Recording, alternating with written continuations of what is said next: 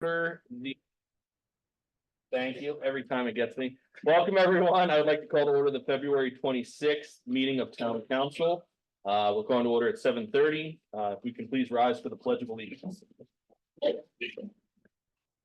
I pledge allegiance to the flag of the United States of America and to the republic for which it stands, one nation, under God, indivisible, with liberty and justice for all. Some announcements we have, the town of McCandless Parks and Rec will host an Easter egg hunt on Saturday, March 23rd at Devlin Park. Registration details can be found at the town website. Another announcement we have is the Northland Public Library will host the 2024 Garden Gala on Saturday, April 20th, 2024. Tickets went on sale February 1st. I can report that the VIP tickets are sold out, so there's only regular tickets remaining. I suggest all the council members please get tickets. McCandless has been known to attend the event in full in years past. Are there other announcements to be made this evening? Yeah, I'd like to call to mind one of our employees, longtime employee and a lifelong resident of McCandless, Mr. Hubert, who recently passed away. I'd like to take a moment of silence in his memory.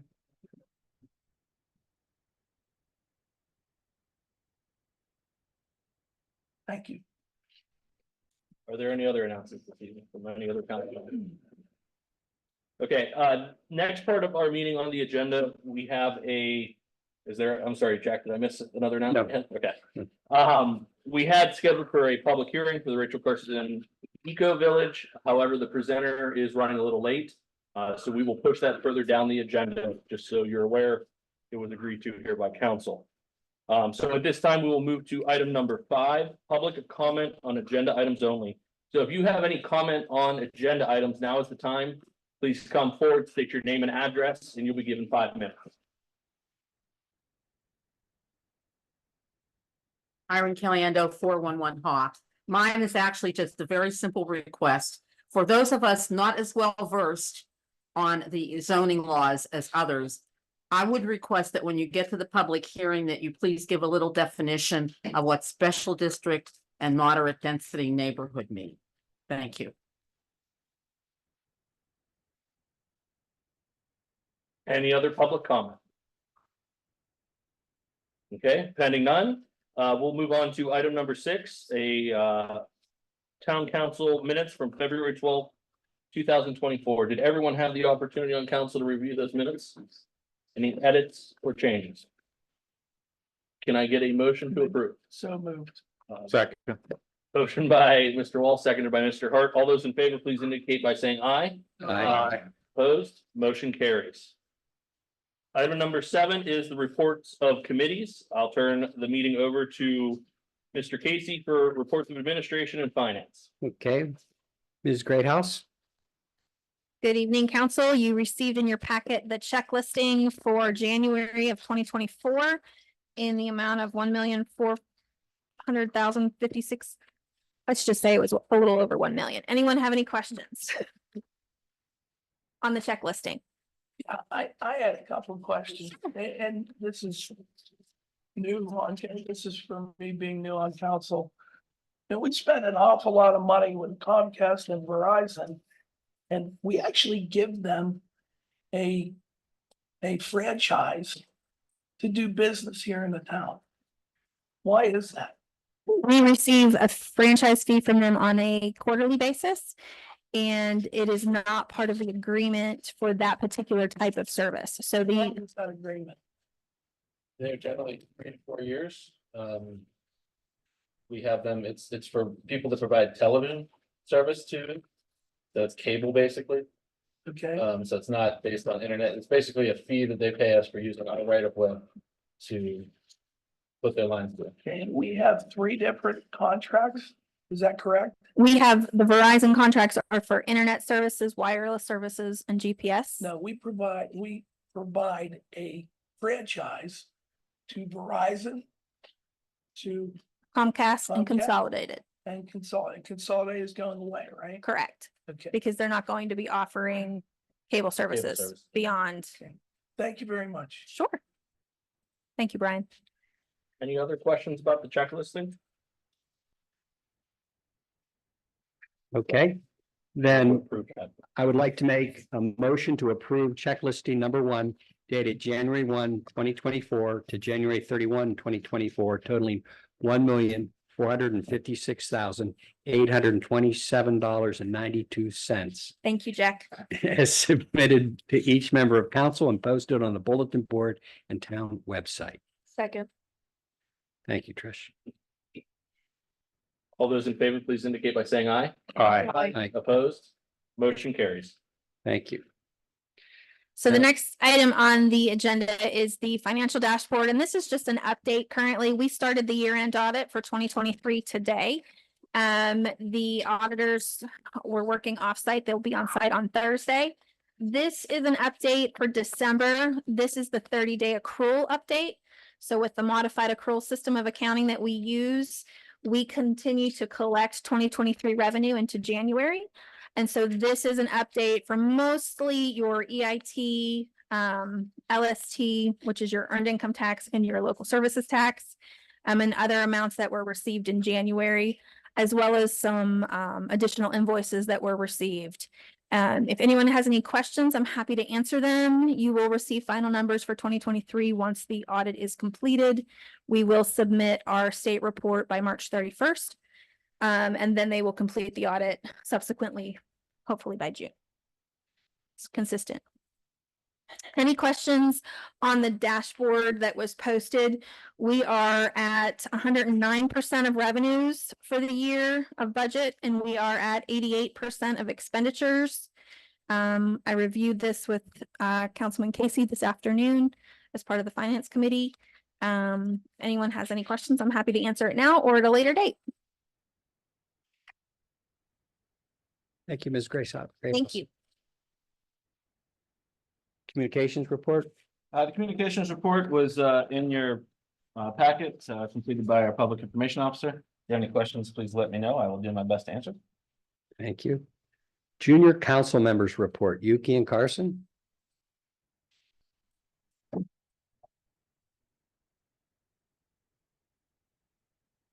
Good evening, council. So first, North Allegheny Rowing had its annual Erg in the Berg competition on Saturday. I am a varsity rower. I took place in this. It was a really fun experience. It was an all-out sprint race, and a bunch of different school districts in the area came together to race. What do you call it again? Erg in the Berg. In the bird. Next, the musical Sweeney Todd. This is great. I really recommend coming to see this. Mr. Casey, both Sylvia and Anthony Bertucci are in the orchestra. So yeah, they are really excited about it. They're Cool. yeah. Tickets are $14 each, and the shows begin Thursday, February 28th and go until March 3rd. So we held a blood drive on Thursday and Friday of last week, and students at Nash really learned about the importance of blood drives and their significance on the community. Spring Sports began its tryout process. And lastly, DECA Business Organization Competition held its state conference last week, and North Allegheny DECA sent 150 students there, and 30 students from North Allegheny qualified for their international competition in California. So That's great. Nice. thank you so Thank you much. both very much. Thank you. Liaison reports. Mr. Arlo. Jack, there wasn't a meeting for the McCandless Industrial Development Authority. However, Brian O'Malley and I did interview David Eminem. So we'll be voting on that later tonight. Great. Thank you. North Hills Council on Governments, Jason. These are bi-monthly meetings, so we did not have one in February, but we will have one coming up in March. Okay, thank you. Are there any public comments on administration and finance committee items? Okay, then I will turn it over to Mr. Arlo. Jack, do I tee it up for RJ Yusko here? Susko? Yes, Yes, well, she's there. Please here. thanks, RJ. Hey. All right, so we have on the report from the planning commission, same two plans that are on here are the ones that are on the agenda tonight. The first one that we reviewed at the planning commission, that's a bit, of a longer section of the report. We had quite a bit of discussion procedurally about how they wanted to make the motion for the Schultz Ford Lincoln electric vehicle dealership. You all probably recall that this was subject of a rezoning request prior to us passing the new code last year. So this plan was submitted right before we passed the new zoning code. So I think it's our last plan that we are actually reviewing under the old one. So if there's some discrepancies between what you've gotten used to hearing about versus, what you used to hear, that's why. So this was submitted as a preliminary plan only. There are two ways that you can typically submit plans. Usually you see things split up preliminary final when there are multiple phases. That was originally, I think they want to do the parking lot as a phase one and then the dealership is phase two, but there were some additional zoning approval issues with that. So it ended up being a single phase project, but there was already a preliminary application submitted, not the combined preliminary final. The reason I'm explaining this is to tell all of you that we will see this application again before they get cut loose for construction. So that was part of the discussion at the planning commission. There were still some stormwater questions that the town engineer had in terms of design, just sort of dotting the i's and crossing the t's. But there was a lot of back and forth in the last couple meetings between, revision sets and the engineers taking a look again. And they were comfortable enough to say the method that they're using for stormwater control is realistic, it's feasible, it can be done. There are just some numbers that still need to be tweaked to make sure that everything lines up. But they were looking at a couple different methods and they landed on one that the engineers are at least comfortable with once that design is finalized. So some of the planning commission members maybe would have preferred it to be a little bit more buttoned up. However, this is a preliminary plan, not a combined preliminary final. So there's still more opportunity to review this, before the final approval. But additionally to that, today is the last day that we have on the clock for the review timeline where we're allowed to take official action, either yay or nay, before a plan is deemed automatically approved without further extension from the applicant, which they did not want to further extend this review period at the last planning commission meeting. So we're put in a position where we can't table this, can we? I mean, unless they give us another extension, that's, you've got to, you have to take official action without an additional extension tonight. And you've been in these particular meetings, correct? Oh, the planning commission? Yeah, yes. Are you comfortable with the plans? I go off of what our engineers say. I don't try to play a stormwater engineer on TV, so. Feel free. I only ask you to do this because we're gonna be voting on this tonight. And I want to be fully vetted. Yeah, absolutely. So as RJ mentioned, we've had a lot of back and forth over the past few months on this plan. We had two major concerns at first that have since been addressed. The two concerns in simplest terms I can put it is they had a very high infiltration rate, extremely high infiltration rate in the pond they were proposing. So we were concerned that there would be implications for downstream residents with subsurface flooding. If there's too much water getting sucked down, where is it going to go? The second concern we had was the point where they were discharging the water off of the site. It was exceeding in the post-construction conditions than what was getting there in pre-construction conditions. And that's the point of stormwater is to make sure that That's doesn't done in happen. simulation, correct? I'm sorry? That's done in simulation. It's a model, correct. So those were our two big concerns that took a bit of time to get to a place where the engineer was able to provide a solution to both of those. So we have reached the point where we are comfortable with the design that they provided. We do have some comments still in the letter, but they are comments that will not change the technical design. It's more making sure we have a clean, consistent report that when we revisit this in the future, we all know what happened. It's clear. So I think we've gotten to that place that we are comfortable. And So you're confident that none of the houses down below are gonna have any water problems at all? well, I can say that construction has not happened.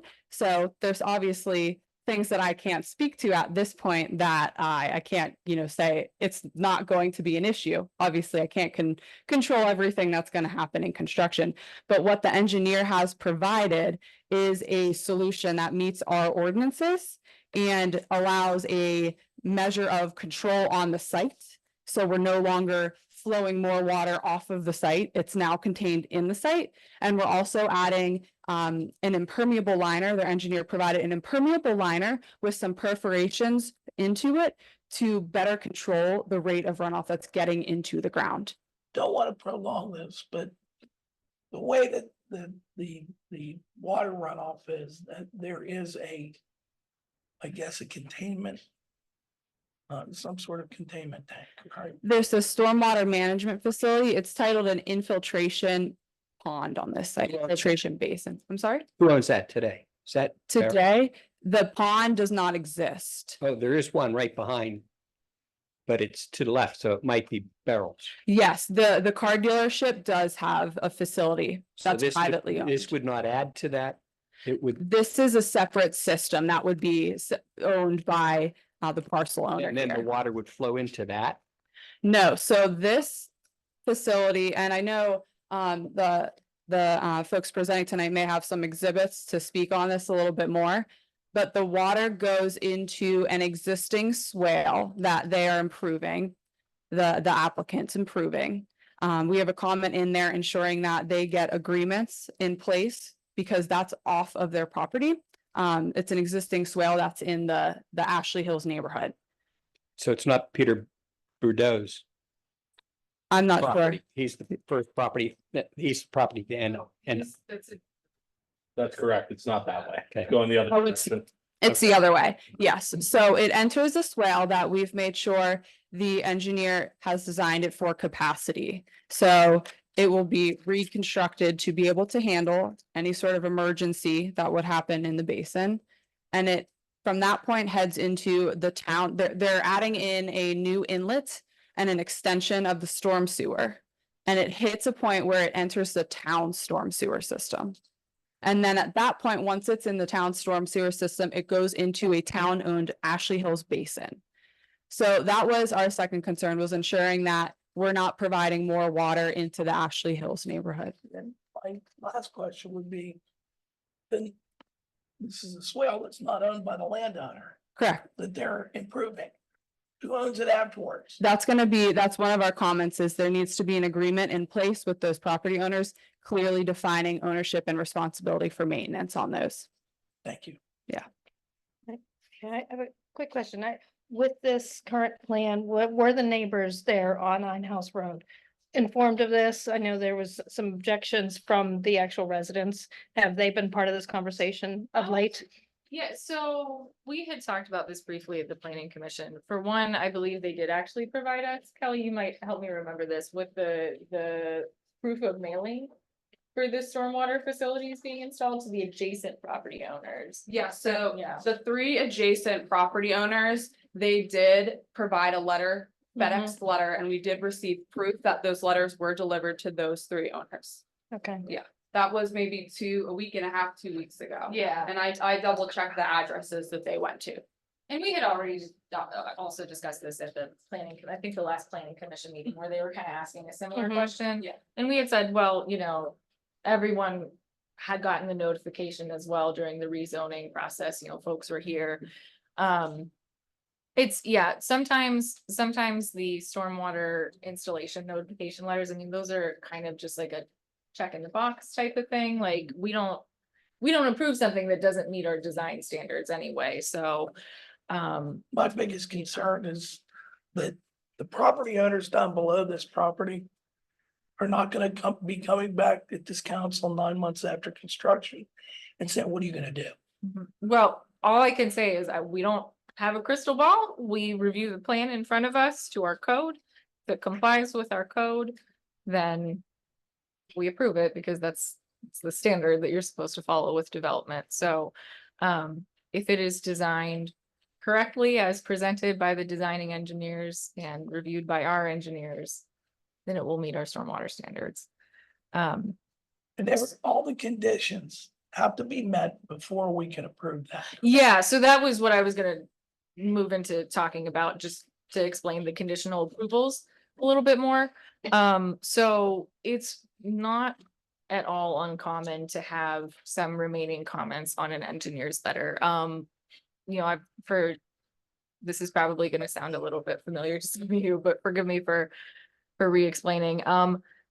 Certain things like third-party agencies, you know, PennDOT, or the county conservation districts, they look at the you know, erosion and sediment plans in addition to our stormwater review. Those are types of approvals that you're just never gonna get in the plan review timeline that the state gives municipalities. So it's very common, for example, for things like that to be a condition of approval.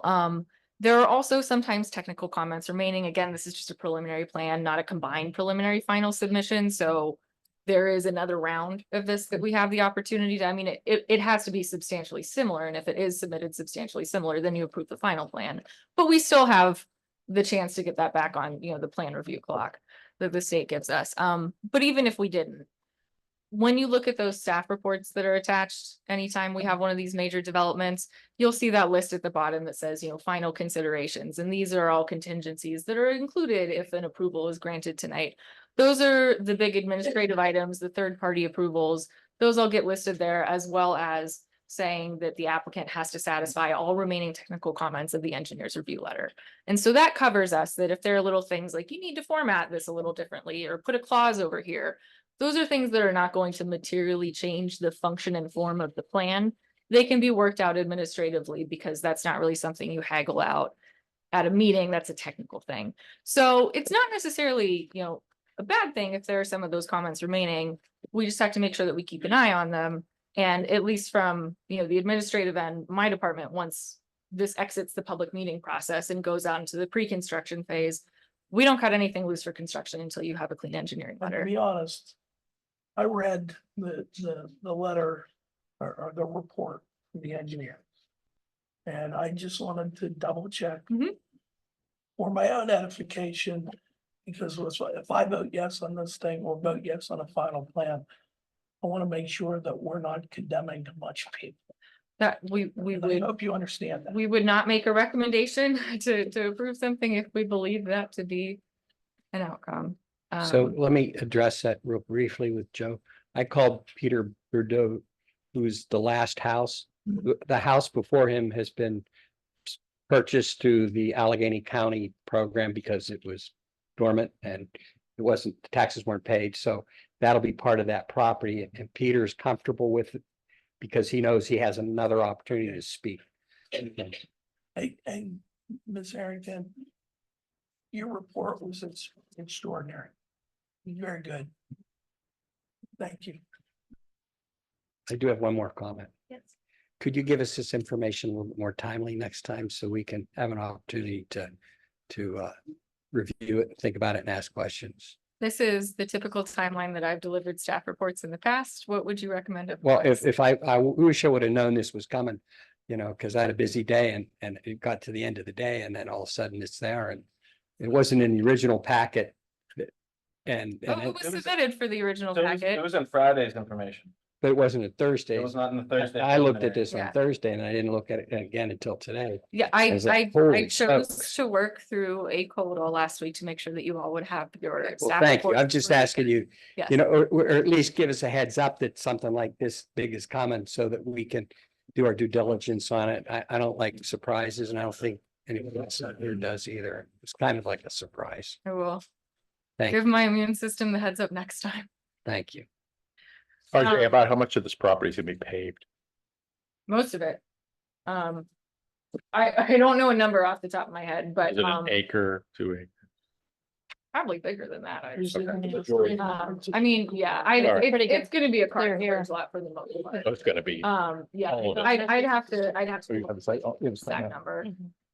Thanks, Trish. Thank you. Yeah. Well, I'm glad you brought that up because that was part of the review process. The applicant had previously asked for a slope modification. That would have been to allow a slightly steeper slope than our grading ordinance allows by default. Sometimes we grant these modification requests when they're really essential to the function of the site. In this case, the request was because I think they wanted to get like 10, 15 more cars on the lot. There's already 100 parking spaces there. The planning commission did not feel that that was necessarily a trade-off that provided an equal to or better result than the code, which is the bar for granting a modification request. So that was ultimately withdrawn, but to your question about pavement, there could have been more. However, we declined that request, so we were at least able to step that back a bit. There is one other modification request on the agenda for this one.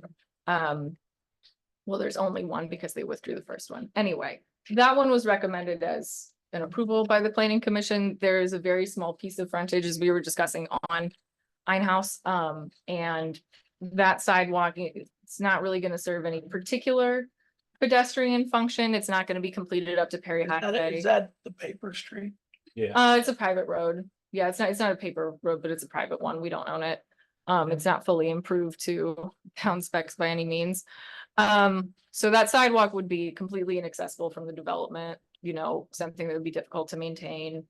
And it wouldn't really serve any particular pedestrian function beyond, potentially the one house that's down there, but it's not going to take you all the way to the top of the hill anyway. So very rarely does the planning commission recommend any sort of sidewalk waiver to be granted. However, in this case, they did.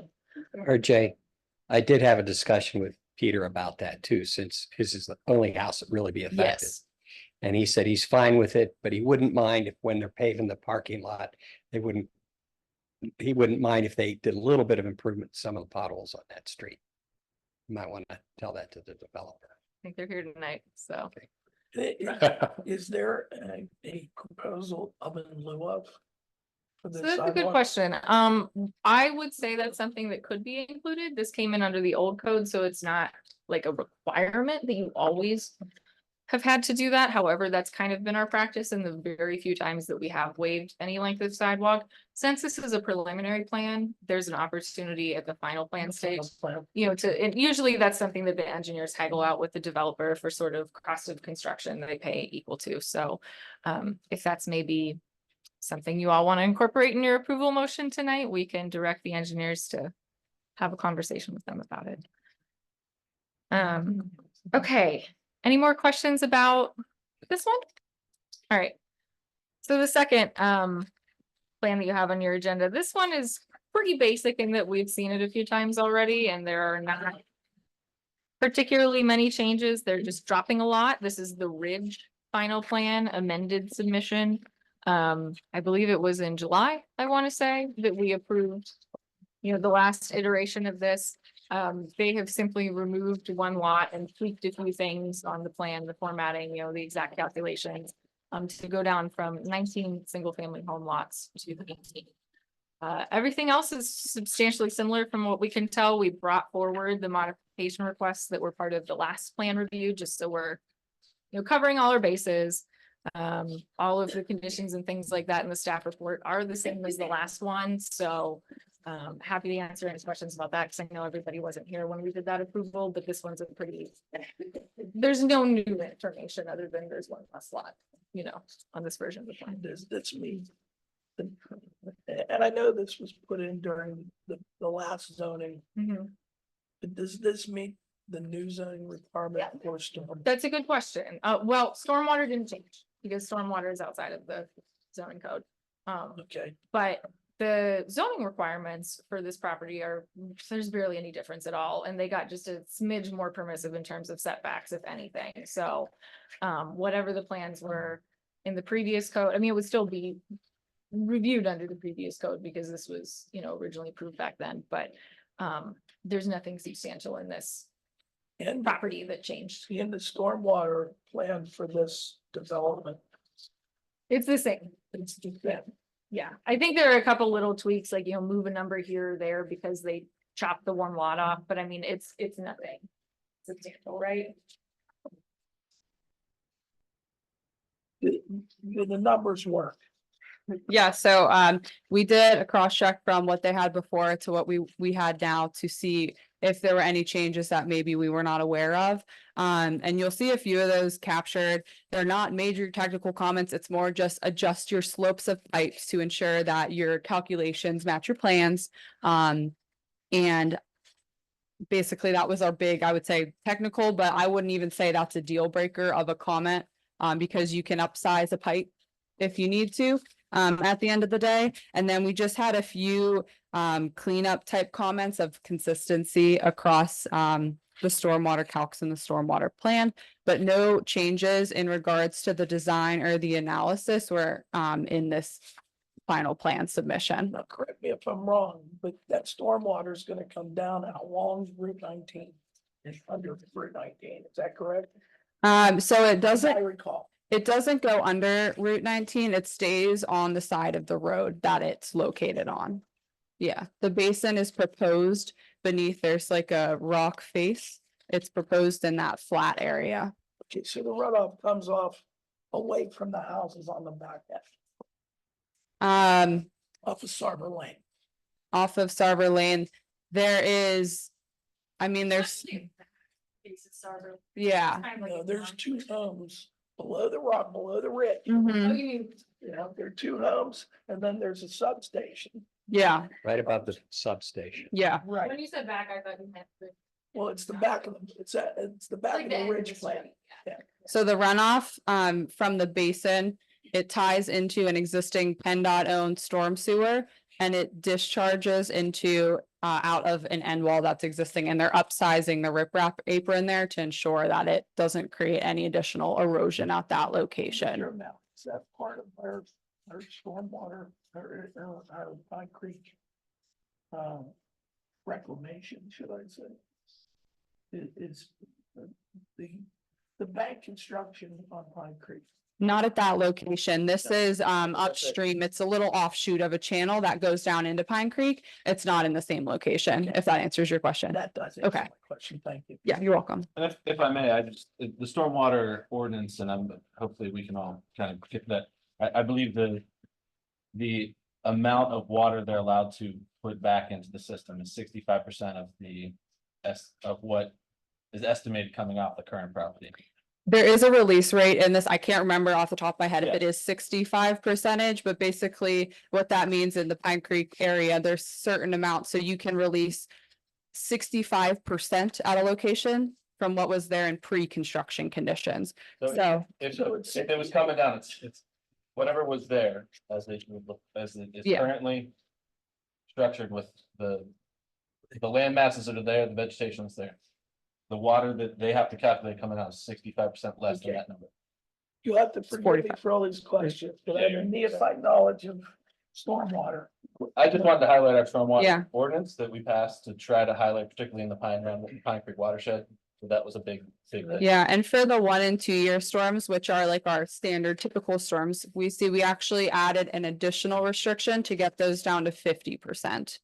So the goal is half of the water, there should be half of the water in those storms coming out of a newly developed facility at the end of construction, with the goal to continually to improve our stormwater challenges that we face in McCandless. Because Jack, there are some challenges down there on. Yes, there is. Yeah. When Oak Ridge was built, the poor farmer at the bottom of the hill, Don Batiste, he was told that he wouldn't have any problems, but he had a barn that's been there for 200 years that got pushed because of the amount of water that comes down out of Oak Ridge.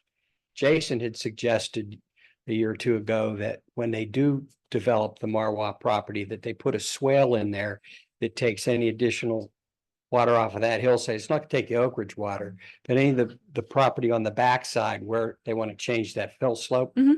Okay, if they could take that around, that would definitely benefit Don Batista and his farm at the bottom of that hill. So you're saying that runoff from the back of the lots should not go to Oak Ridge? No, Is that what you mean? Like there, Jason was talking about, because we well, do, there's no drainage from Oak Ridge. we, build that up a little? Yeah, The so- Front side, so just to rehash this. Thank you. The development as is more currently flows to that back valley as is. When they redesign this, they will change the grades so that additional flat surface on top will flow to the front now. Correct. Therefore, that water is actually that currently is running to that back valley will be taken to the front in the front stormwater pond. There is still some aspect of what's currently flowing down that will remain. So on the overall whole of the site, water will be reduced. However, still will be water going downhill. You can't stop water going downhill. My suggestion when this came to us a year ago was to place a swale, capture all water. It's not in our code that they have to do that. It was a request. There was issues with grades that the engineer presented that they could not do that because of the grades allowing that water to be carried around. And that's where it landed. They stated it could not be accomplished with the existing grades, but they do meet all the requirements of the stormwater code in McCandless. And just to take one brief minute, we're being a dead horse here. But as the chair of the stormwater committee, I tasked council, our zoning director, our engineers to really focus on stormwater McCandless and where we were years ago to where we are now. I would tell you, we are one of the top stormwater communities. We are almost completed with our PRP plans. We're up to date with our MS4. We have engineers who are some of the most stringent on looking at these plans. On the previous one discussed, I'm in this business. I've never seen an engineer go to the lengths to make sure infiltration rates are as watched as they are for downstream residents. That's unheard of what we're doing here. So we're doing it better in McCandless than I've seen elsewhere throughout the entire county. And my hat's off to all of our administration, our town council, our engineers and professionals and everyone. We are doing it right here in McCandless. I just want that on the record. Thank you. Yep, Kelly? Thanks. Just when you have some time, if you're in the area, could you stop in and talk to Don? Sure. Find out, let him show you his property and what his problems have been, just so you're aware of them. Yeah, Make sure we maybe don't make anything worse. you, Okay, Brian, and I could go out there That'd be together great. or something. Thank you. Great, thank you. Appreciate it. Any other administrative questions about this development? Oops. You're allowed to ask questions. It's okay. You weren't, I don't think that you were, no, because we did this last year, so you weren't on, I was here. You were here, I wasn't but you on weren't. council. but you weren't there. So it's okay. And while I'm here, I'll just mention, since we had the audience question before about the zoning district names while we're waiting for, oh, you are here. Okay, so we'll probably move on to that soon. But when we talk about the new district names, special district, that one's probably the one that's a little more vaguely named than the others. That was one of the two districts that were split off from what was the old institutional district. So that was a little bit of a everything in the kitchen sink situation with institutional uses. And some other park things, senior housing, et cetera, et cetera. It was a little bit too inclusive. Higher So- education. Yes, yeah, different things like that. So in the new code, we sort of split that off into two halves. One is the civic district, and that's for publicly owned property, the county and us pretty much. And so the zoning requirements for that are pretty light because we didn't want to limit our ability to construct an appropriate building, on our grounds, but nobody else is supposed to be zoned in the civic district except for governmental entities. So that's not an issue.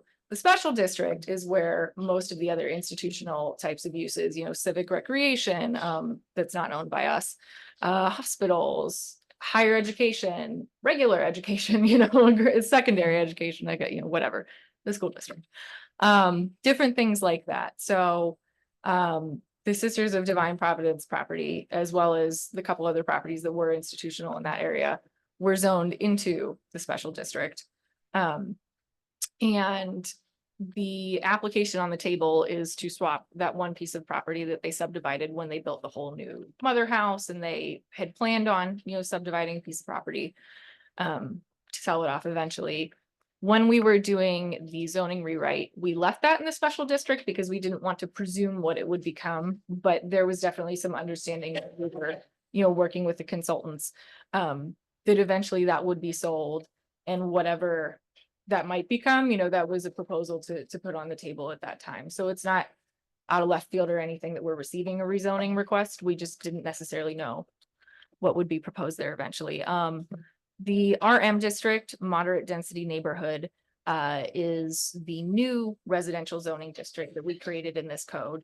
It's sort of a little bit of a mishmash of what was the old R2 and R3. It doesn't have apartment buildings, high-rise apartment buildings, anything like that, but it does have single-family duplex and townhomes or multi-unit. Essentially it's a single family, but they're, whether they look like a townhome or not, they qualify as a townhome if there's more than two of them attached to each other.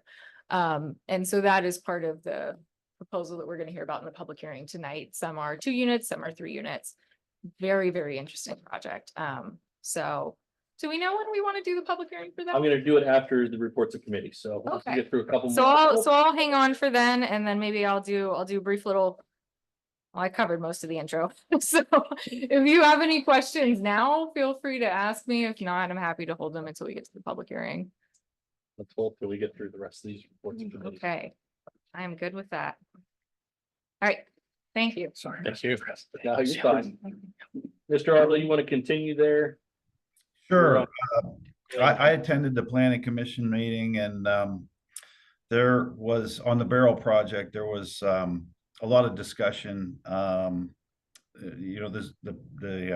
planning commission was a little bit uncomfortable approving, but it was contingent upon Barrel engineers getting Kelly and Gateway engineers a report back by February 14th. So that they were satisfied with moving forward on this. So I guess I just have a question of whether Barrel got the, or Gateway got that report and they're happy with that. So Doug, we did get the report. I believe we got it on the 12th or the 13th. And we completed our review shortly after. We did a full bottom to top, new fresh review, page by page of it to ensure that all the conversations, all of our comments were in there. So the comments that you have in our letter that's dated, I believe, the 21st, are those final cleanup administrative comments to ensure that we have the complete, consistent plans and plans and reports. So they did address the items of concern during that planning commission meeting. Great. Thanks, Kelly. You're welcome. I'm good.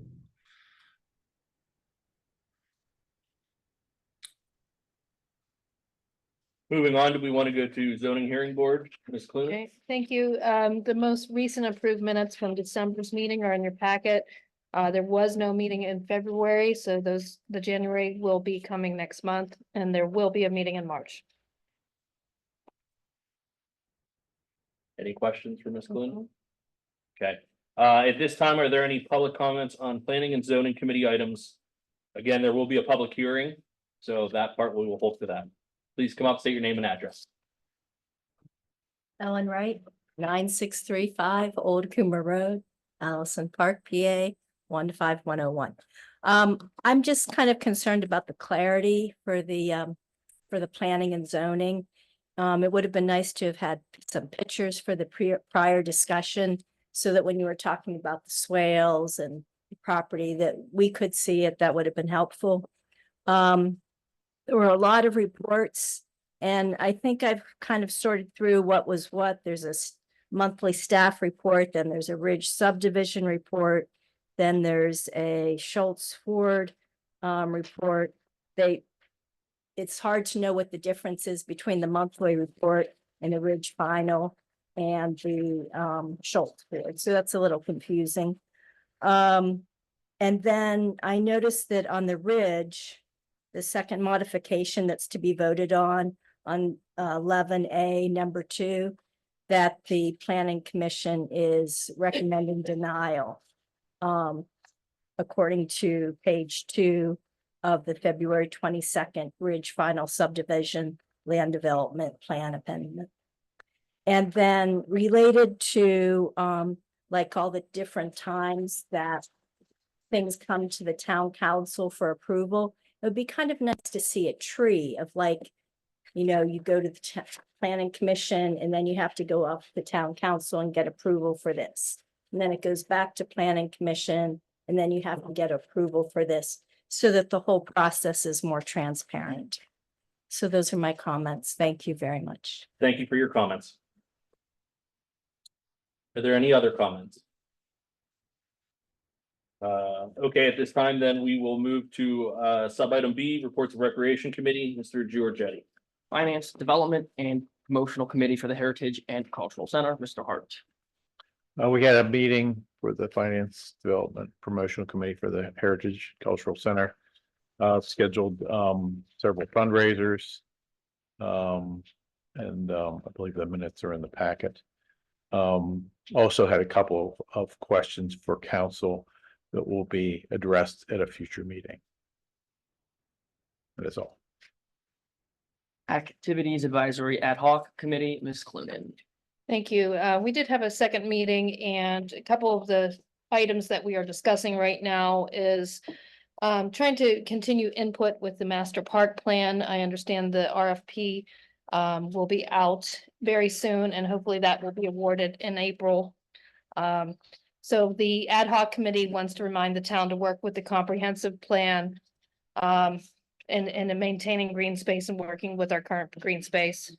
Couple of other items of note, pickleball courts, there will be an online reservation system. It's been working very well in Franklin Park and we're using that as a model moving forward. I'm sure we'll talk more about upcoming activities and Ms. O'Connor will be sharing some more information about summer activities, including movies in the park, concerts in Devlin Park, etc. Ms. Clinton. Who is all on the ad hoc committee? Currently myself, Ms. O'Connor, Ms. Sagan, Mr. Glue, who was part of also the Activities Advisory Committee previously. Has there been any discussion, the activities committee? And I saw this the other day, so I want to bring it up. In Mount Lebanon, they have a bubble over top of the pickleball courts. Yeah, the tennis courts, it's been there for years. They do it in the winter. You know what? I think that would be something worth looking into here because it would eliminate the noise situation. We get maximum usage out of it. It's only used in the winter in Mount Lebanon. Yeah. Well, I thought that they were up year round. No, Okay, well, Yeah. in any event, I think it would be beneficial here, whether it be winter, summer, spring or fall, because I've had people say the North Park should do it as well. It would make great use of the space there. yeah, it's Make it year round use, but I think Right. the expense is very high, but I can look into it. I'll recommend but it. here, it would eliminate any complaints that we have as far as noise is concerned. Mhm. We do have posted hours. We did discuss that at the pickleball courts, so. Is there any public comment on Recreation Committee items? No public comment. Then at this time, we are going to go back into our agenda and we will have the public hearing for the Rachel Carson Eco Village rezoning request. I will turn it over to our solicitor to run this part of the meeting. All right. Thanks, everybody. I will call to order the public hearing on the Rachel Carson Eco Village rezoning request. There's a proposed ordinance that would amend the official zoning map of the town to change the zoning district of property located on Cumberland Road, identified as block lot 827-P-339 from special district to moderate density neighborhood district, as previously explained by Ms. Susko. With that, we'll have the applicant come forward if they would like to. Yes, I figured you would, and you can make your presentation. And then once the presentation is over, council can ask questions and then we will ask for public comments at that. Is this still?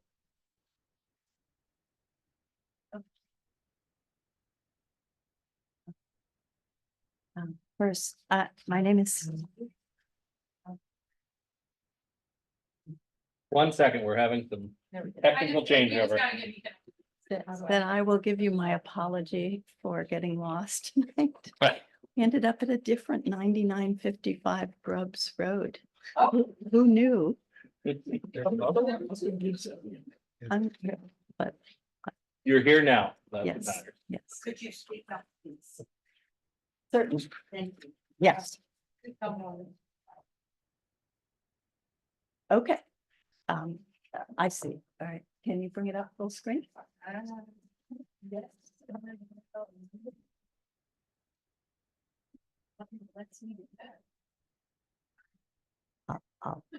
Thank you for the opportunity to address the council. My name is Stephanie Daines. I am a founding member and project manager for the Rachel Carson Eco Village. I would like to explain why we propose the change of zoning for this site, which, as you know, is parcel 2 of the property currently owned by the Sisters of Divine Providence. The project is a partnership between the sisters and the Eco Village. Sister Michelle Bisbee, the provincial director of the Sisters of Divine Providence, is also here to speak. So next slide. Oh, thank you. The property in question is an 8-acre site along Cumberland Road, which is part of the overall campus of the Sisters. Since they were planning to sell that site, it has already been subdivided from their mother house campus. The site is adjacent to a residential neighborhood currently zoned RM along Knoll Street, and it's also across the street from Passavant Hospital.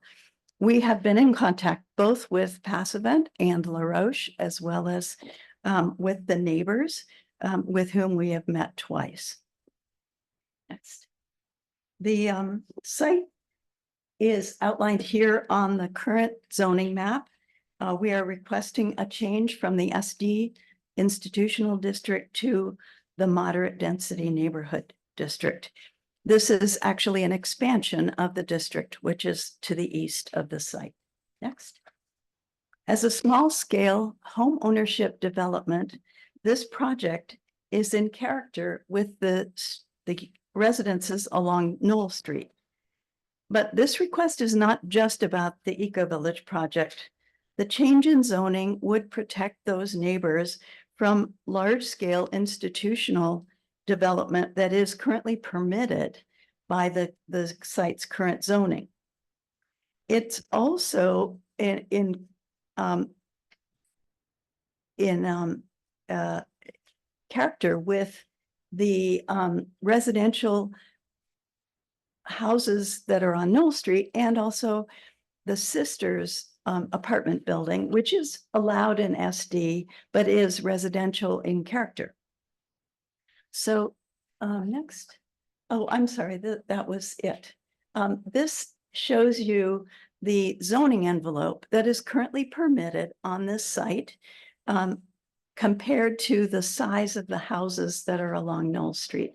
And you can also see below the plan, the section that shows how this could be developed for 5 stories, which is far larger than any of the neighborhood next to it. And the next slide shows you illustrations of the kinds of buildings and parking lots that would be currently permitted. Next. Here you see the current zoning on the left and the proposed zoning on the right. And you notice that this area as an RM district is quite consistent with the pattern of RM districts in relation to the SD, the blue district in the center. They surround it, and this would be part of that same continuous residential zoning. So there. First, a brief overview of Rachel Carson Eco Village. It is a home ownership community that is funded by the prospective homeowners. It is modeled on communities that have been developed all across the country, over 160 such communities. It's not a new invention. These housing developments have existed for up to 30 years, and they have weathered a lot of economic ups and downs. They've shown themselves to be quite resilient. And since the pandemic, there is an increasing demand for living in these communities where people know their neighbors. We've visited and researched these communities to learn what made them successful, and we've incorporated those lessons into our plans. We began the Eco Village project in 2020 with the intent of attracting families and individuals who want to know their neighbors and want to live more sustainably. Unlike conventional development, our houses are pre-sold. We have 35 units. We've now pre-sold 28 of them. Most of us are from the Pittsburgh region, but altogether there are prospective residents from 10 different states. We include teachers, engineers, executives, artists, writers, doctors, and scientists. Our goal is not just to avoid doing harm to this beautiful site, but to contribute in a positive way to our natural and human surroundings. Next. 4 years ago, we were invited by Chatham University to develop the Eco Village for the Eden Hall campus. In the past year, the university found itself with financial and governance problems. They informed us in September, when we were ready to start construction, that they had decided to rescind the offer of a site. At that point, we had already committed over 25 of the 35 units, so we began searching for a new 5 to 10 acre site. It was indeed providential when we learned that the sisters were interested in developing this parcel. And even more importantly, we learned that their vision aligns with ours and that we have a lot in common. We look forward to working with the sisters and taking part also with La Roche University in classes, research projects, and other activities. When we began the project, we organized an effective self-governance process and hired a team of experienced professionals to guide us in the design and management of this small residential community. Our goals are to respect and enhance the ecosystems of the site. From the outset, we aimed for certification by the Passive House Institute, the highest level of green accreditation. This required running several energy models as we designed it. And 6 months into the project, we identified the firm Blueprint Robotics as our off-site building fabricator.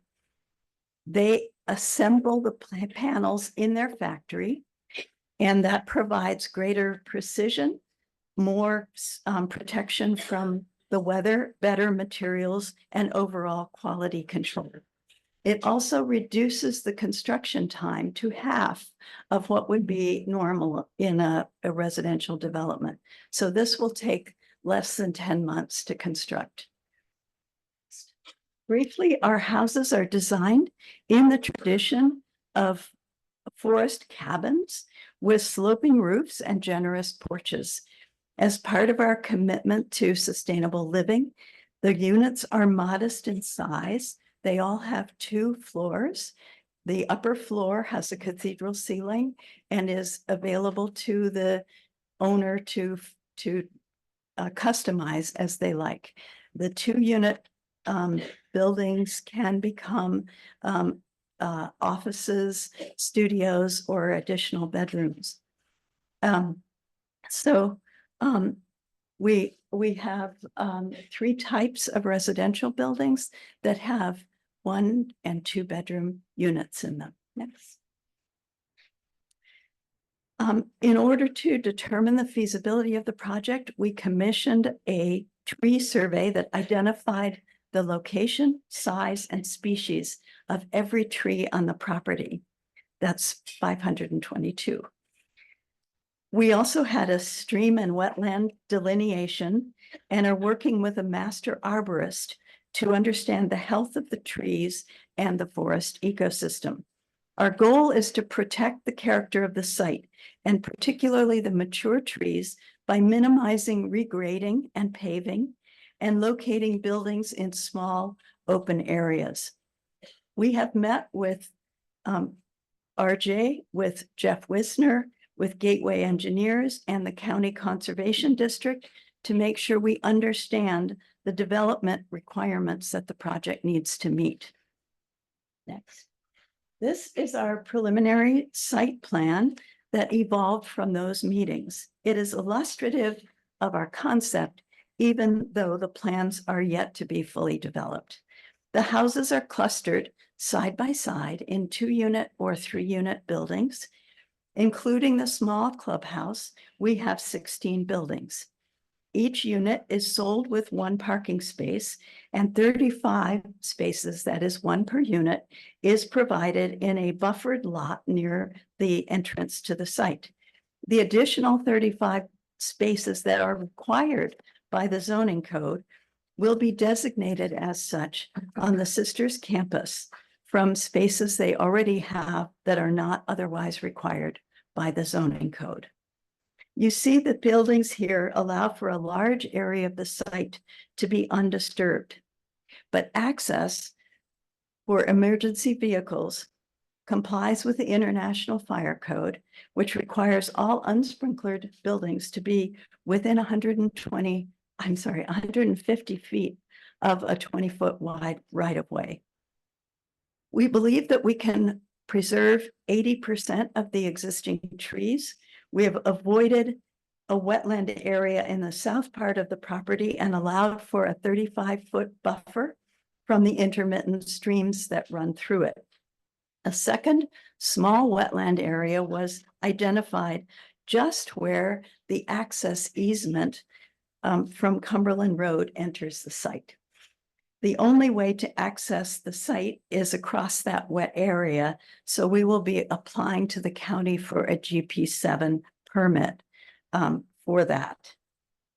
The commitment to sustainable living has guided not only the design of the buildings, but also how we minimize the impact of cars on the community. Parking is at the periphery, as you see, that parking lot. We do not have private garages. This is characteristic of all of the eco-villages that we studied. And while it's not as convenient as driving into one's own garage, those who purchase the houses here are more interested in reducing the use of cars and seeing their neighbors. Electric carts will be available for anybody who needs assistance or has shopping bags to take home. We will have chargers for electric vehicles. This is not everyone's choice of lifestyle, but as we only have 7 more units available and more than 20 additional households already expressing interest in the community, we believe that it provides a good option for people and a housing choice that is not currently available in the township or even anywhere in the region. And you can see here from the Knoll Street properties on the right hand, at the east of the site, the land slopes down to the stream bed through the center. Paths connect the houses to the driveways and the parking, and a footbridge will cross the stream. The eco-village houses are similar in shape and size to the neighboring houses along Knoll Street. All the buildings are earth tone in color with dark gray trim. And lastly, this gives you another view of the site and the way that the houses are nestled into those beautiful trees. Thank you very much. And Sister Michelle will speak very briefly about the sisters' interest in this project, and then we're very glad to take your questions or comments.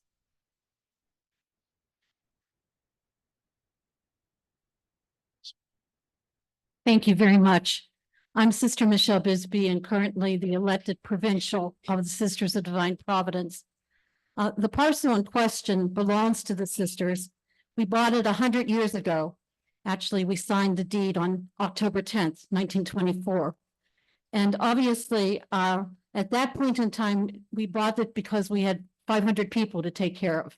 And our needs have obviously changed over the years since then. Part of that land has about 48 acres has been taken over by La Roche University. A number of acres also now belongs to People's Volunteer Fire Department, and the rest belongs to the sisters for our residents.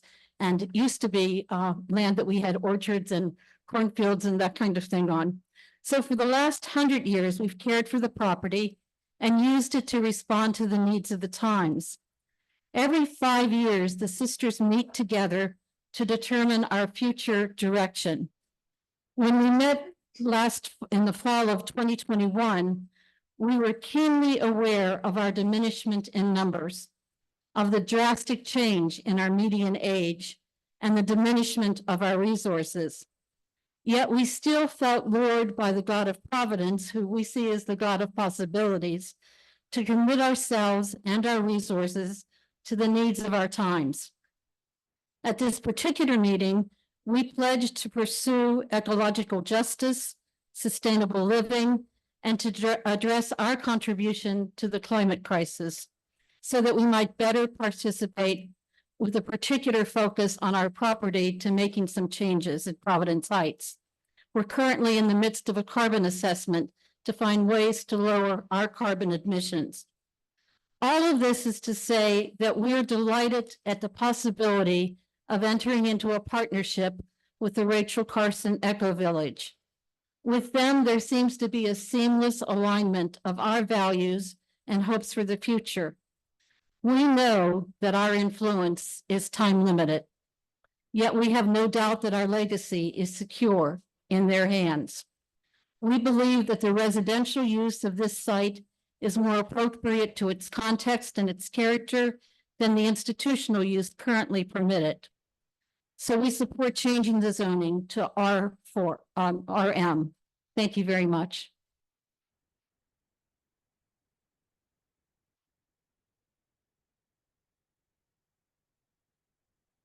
At this point, any questions or comments from council? And since this is preliminary in nature. Eric, there's no vote this evening, we'll vote next. Yes, and I mean, the plan that we've seen is only a concept plan. Yeah. We don't get into the nitty gritty of that until I'm in class. So This is just retail. Okay. Yes, there's a land development permit that would be required, which doesn't have anything to do with that. Others? Any plans for I have a solar? question.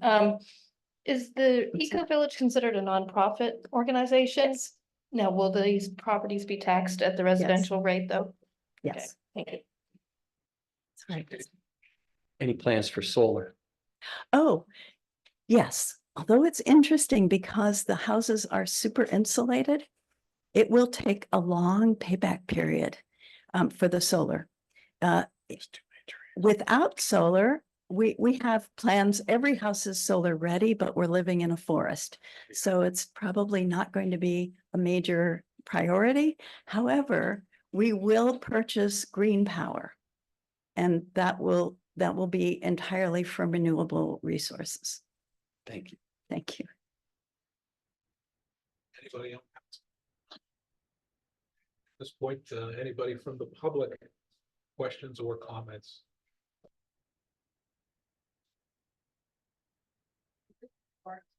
Yes. Anybody else? Is right? Come on up.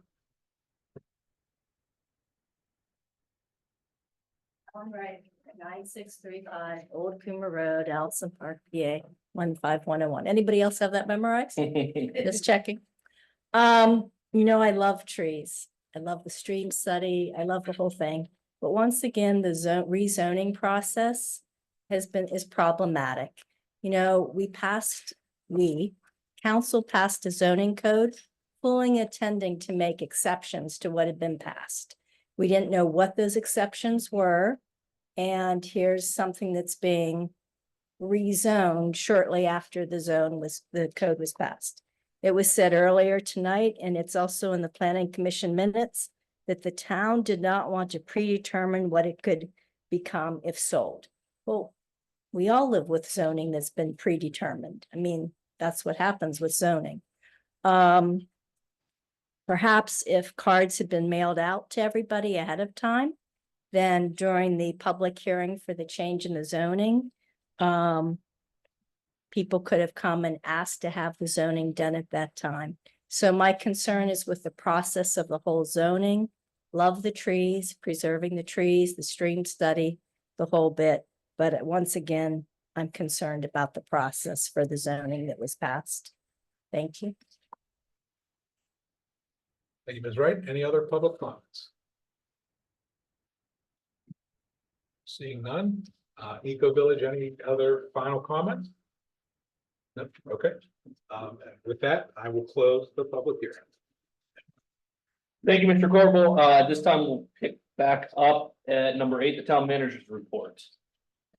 My manager's report was sent to you today. If you have any questions, please let me know. Included in that was a section on grants, why we got on the grant status update.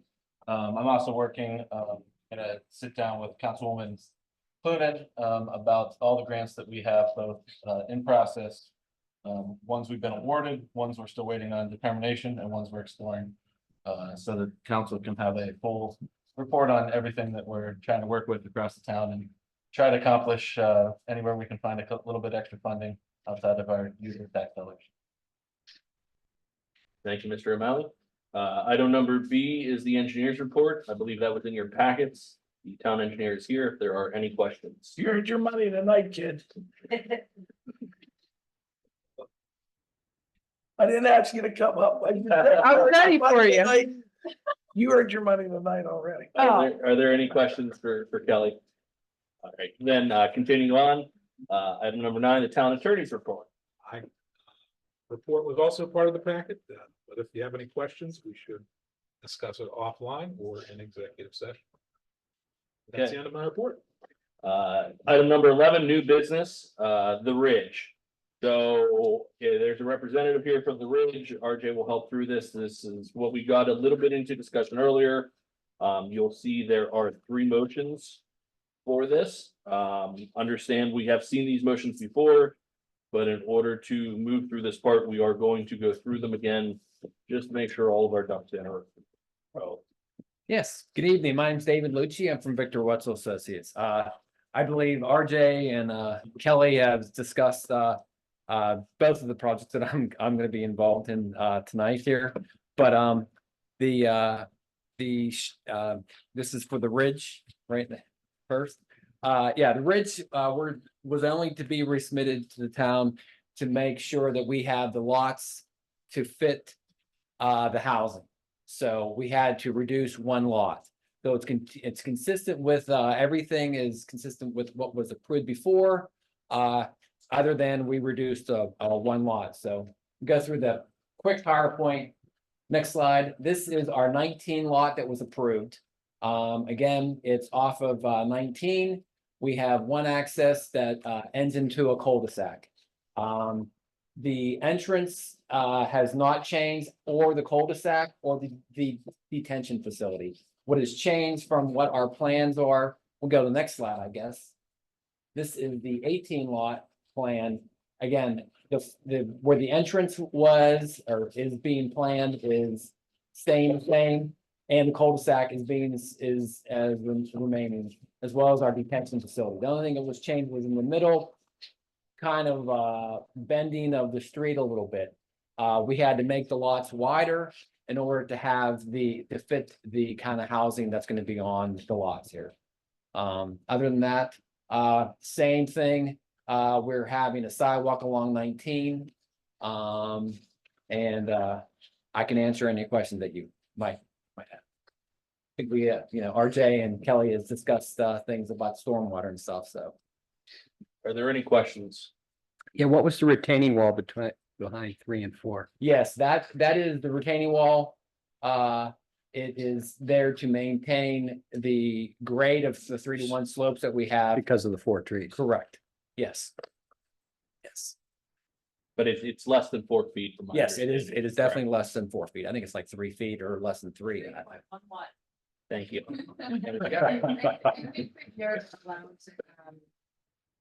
Not that this is even, which is correct, you're allowed to have up to a 6-foot decorative wall, for, you know, rear yard, side yard, grading changes, you can actually go up to, I believe, a 10-foot retaining wall in the new code, if it is to support structural changes to the site. So although this is reviewed in the old code, not that they need more than a 3.11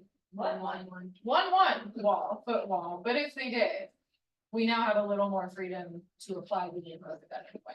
So. Now I'm looking at the site and I'm just trying to make sense out of it. Because Route 19 is divided, correct? Yes. So you can only enter It's this southbound. going It's south. gonna be a right in, right Correct. out. Yes.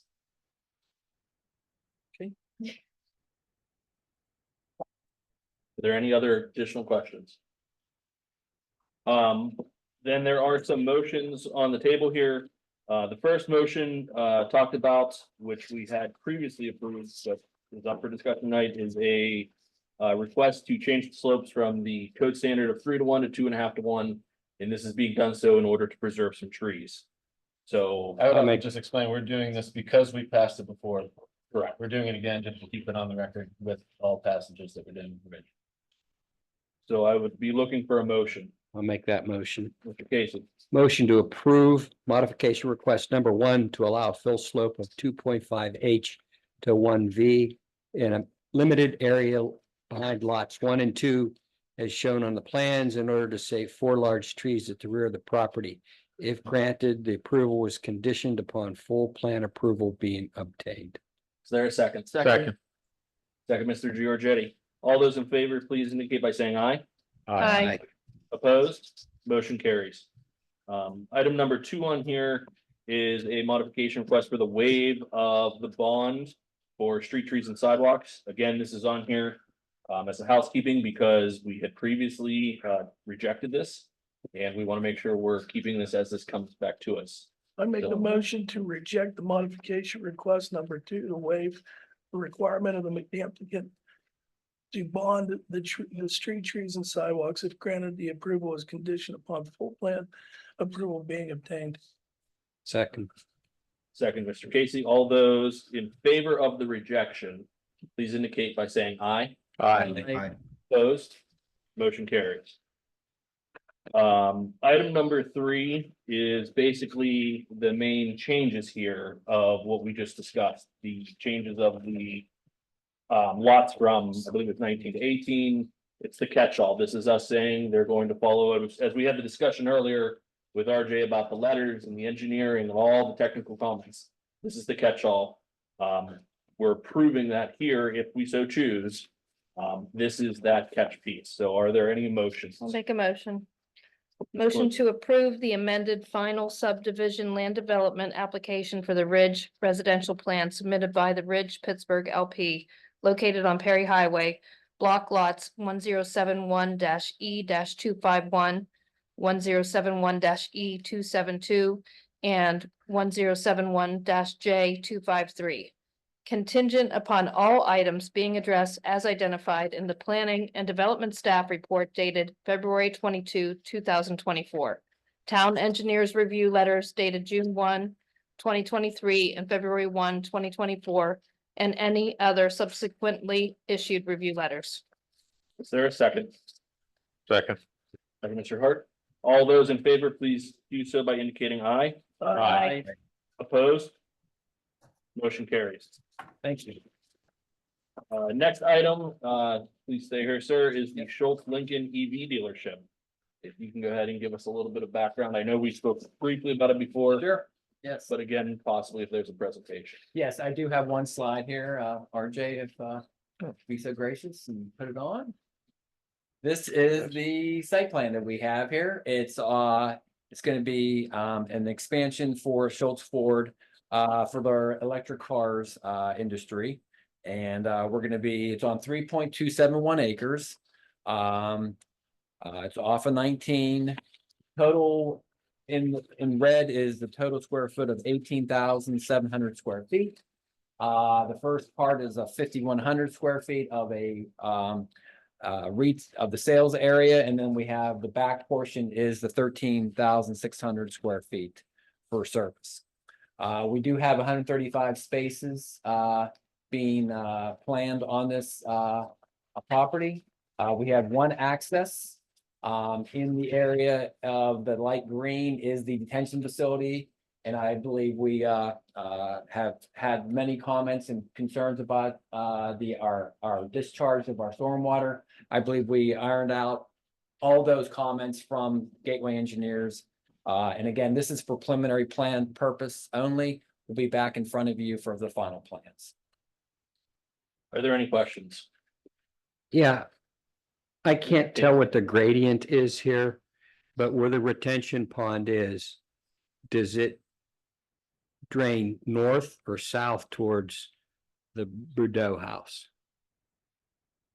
Honestly, I can answer that for you. It will drain north.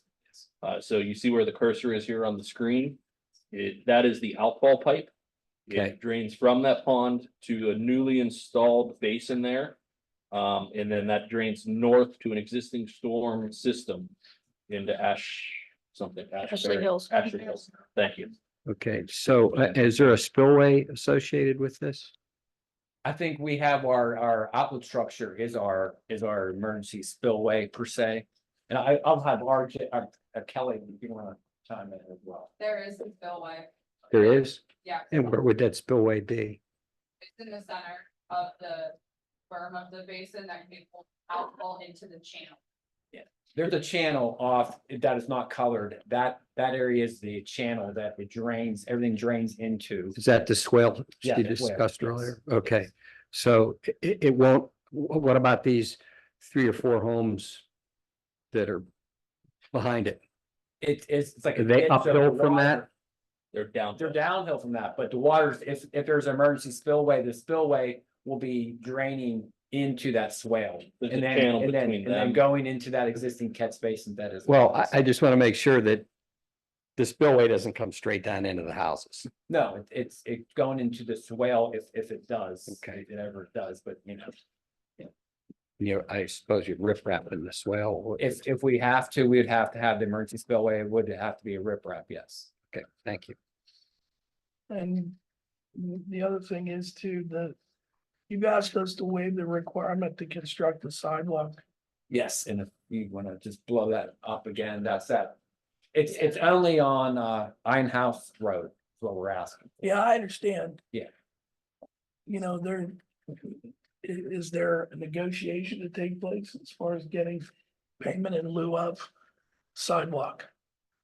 If that's a requirement to have the modification, yes. I mean, In the past, when we have had waivers for sidewalks, which happen very few times within the town, we ask that the developer put together a cost for the sidewalk that was proposed. They work with our town engineer to verify those costs, and then we ask that money to be placed into reserves for us. Therefore, that although under the requirement, you're required to have a sidewalk, we may be able to use those funds somewhere else in the town to provide. Yeah, and it would be only in the frontage of our property. Correct, yes, the frontage along. Yes. Would you be Yes. amenable to that? Yes. So if that is the case and we are doing that, make sure we add that language into the motion. But before we get to the motions, are there any other additional questions here this evening? For the representative? No others? Okay, then understand we have 2 motions in front of us. The first one would be for a approval of the sidewalk not being in, but we will add language stating that in lieu of fee will be used to calculate. They will agree to pay a fee in lieu. There it is. The second motion is basically what we talked about of the engineer's letters and all the reports and everything else, that making sure that they are agreeing to all the final pieces and details. So as we go through this, is there a motion for item number 1? I so move. I make a motion to approve the modification request to waive the requirement to construct the sidewalk along the project's Nine House Drive frontage only with the provision of an in lieu of payment from the owner. I have it written down as with the fee and lieu for the sidewalk to be determined by the town engineer. Approval of this request does not waive the construction of a sidewalk along Perry Highway. If granted, the approval is conditioned upon full plan approval being obtained. There's a motion. Is there a second? Second. Second, Mr. Casey. All those in favor, please indicate by saying aye. Aye. Those opposed? Motion carries. Item number 2, again, this is the catch-all where we make sure that all the final punch list items are being addressed. Is there a motion? I'll make a motion. Mr. Casey? Motion to approve the preliminary land development lot consolidation application for the Schultz Lincoln EV dealership submitted by Schultz Ford Inc. located at 10410-10418 Perry Highway and 9294 Einhaus Drive, contingent upon all items being addressed as identified in the Planning and Development Staff Report dated February 22nd, 2024. Town Engineers Review Letter dated February 21st, 2024, and others subsequently issued review letters. There's a motion for approval. Is there a second? Second. Second, Mr. Hart. All those in favor, please indicate by saying aye. Aye. Those opposed? Motion carries. Thank you. Thank you, sir. Thank you. Next item under new business is a motion to adopt RAD funding. I'll kick this on over to our town manager if you want to give us a little bit of background. So the RAD money, the regional asset district money is part of the 1% sales tax that we pay in Allegheny County. And I will hand it off to you because you already wrote the staff report on it, so. This is a it's okay. This is a housekeeping item. We do this annually in February. We take a look at what we earned in RAD or Regional Asset District 1% sales tax. And we take the increase, and 25% of that has to be donated to a organization that was established under the Intergovernmental Cooperation Laws of PA, which in normal speak is authorities or the COG. The amount this year is $10,639. That's an 8% increase year over year. At 25%. We have given this money in the past to the library, to the ambulance authority. We've split it. So it is at council's discretion this evening to pass the resolution.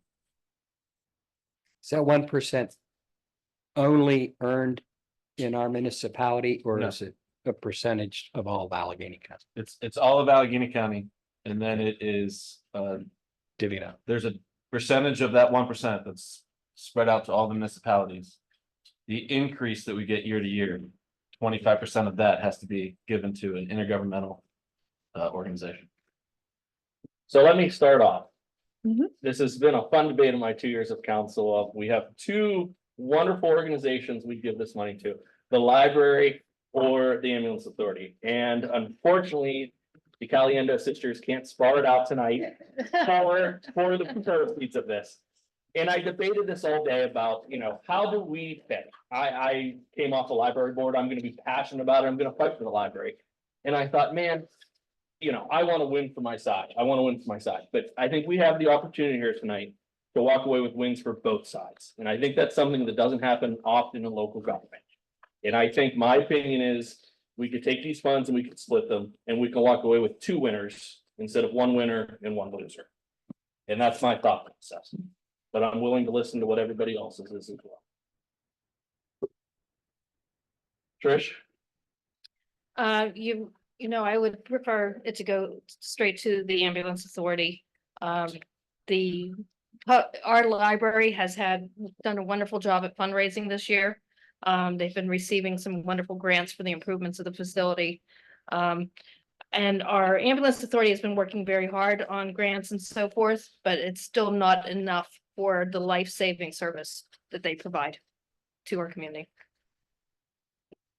Joe?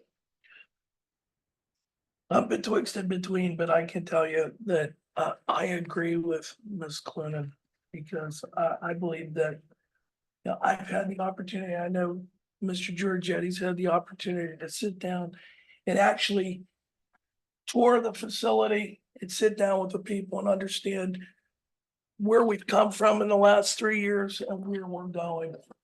And the fact of the matter is that library's done a great job. I mean, I love both of them.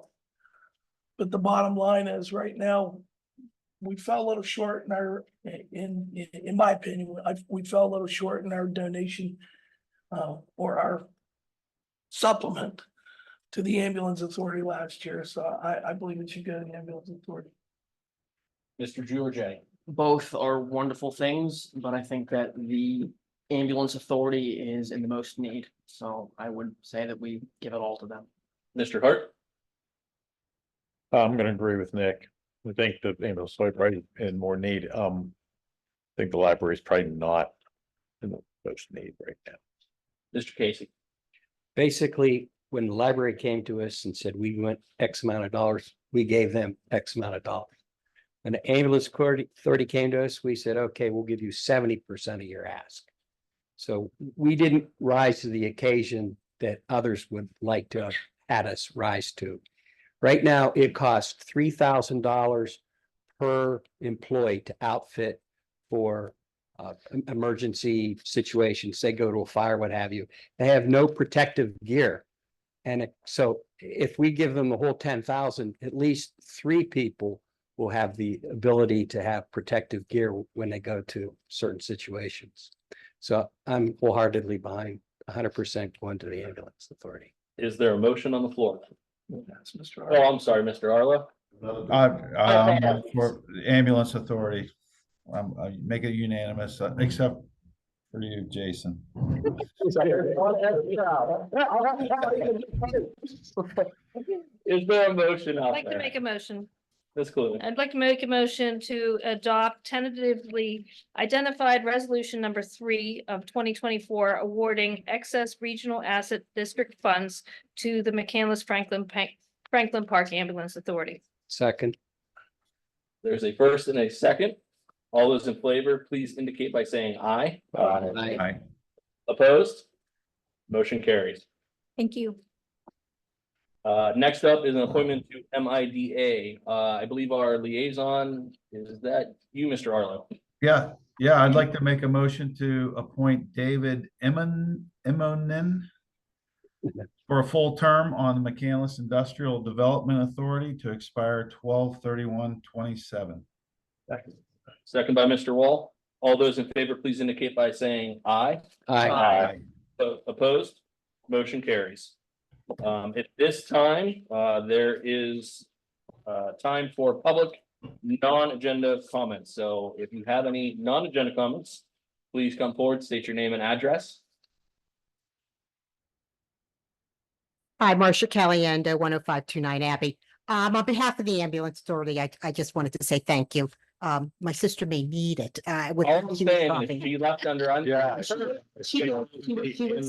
She's home and, but anyway, but seriously, 2 great organizations, and I know it is it's a tough choice that you have to make. And I thank you. Thank you for your comment. Are there any other non-agenda comments this evening from the public? Please come forward and state your name and address. My name is Gail Hart and I live on 1472 Montgomery Road. My concern is mostly there's a lack of a stop sign when you come into the road or when you're exiting the road. When you enter off of Babcock into Montgomery, it's a loop, of course. So when you come around, you'll have a stop sign right when you enter into Montgomery. And then you come around the loop. And as you do, you'll stop at a stop sign and then drive out. When you come to the first stop sign, I'm going the other direction. When you come this way around the loop, there's no stop sign. So as a safety concern, what's happening is people are coming around And we have a lot of, the street has changed a lot. We used to have a lot of, senior families that were there. And now it is mostly, young families with children, 7, 8, 9. And so they're off now playing. I walk my dog, and what's happening is when they're coming the other direction, they have to cross over that oncoming traffic. So a lot of times, well, not a lot of times, most of the times that creates a large problem for safety. We have also a lot of dead animals that are getting, unfortunately, disposed of right at that spot. People are just coming, flying around the corner, going to the oncoming traffic, and that's causing a problem there. We also have almost on that corner, probably 6 families with, that, how can I say, it's a large problem. We have additionally, we had on the corner, I guess McCandless at one point thought it was so much of a safety concern that they required that the homeowner where that stop sign should be, they required that owner remove a few of the trees on that side. And they did.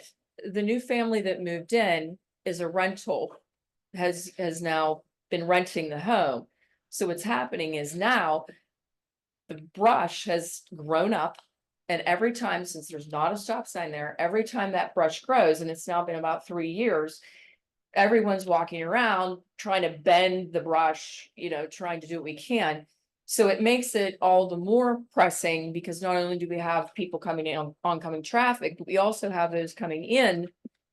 It's blind. You cannot see on that turn. So that's making it worse, but now we're dependent on a rental unit, a rental home, taking care of all that brush, and they're not doing it. So it's now growing up to a point where not only do 2 or 3 trees need to be removed, but now we've got the old ones that have now grown up. So it's just completely dependent, without that stop sign there, someone monitoring the growth of that in that spot. So it's long been a concern. I know, we have a close knit little loop. Do you have And an address for where you want that stop sign? I have it here. Okay, yeah, it's just been, I'm honestly, I don't have children. So it's not in my benefit to be saving people, my children. I have a golden retriever child, but I'm concerned because of all the new families that are coming in, and everyone is saying the same thing. Why is there not a stop sign? And we do have, unfortunately, new drivers that have moved in as well, a large number of young drivers. And I hate to say it, but they're flying right around that corner, and there's nothing to stop them. So it just doesn't make sense to me, if you have a T, why you'd have a stop sign here and why you'd have one here, and there would be nothing to fly through there. So it's just a danger. It's, to me, I think it's a safety concern for the kids in the area. If you don't mind, at the end, can we grab contact information? Sure, absolutely. Thank you. Thank you for your comment. Thank you. Any other non-agenda items? Okay, then at this time, is there a motion to adjourn? I'm so moved. Is there a second? Second. All those in favor? Aye. Motion passed. Thank you, everyone. Thank you.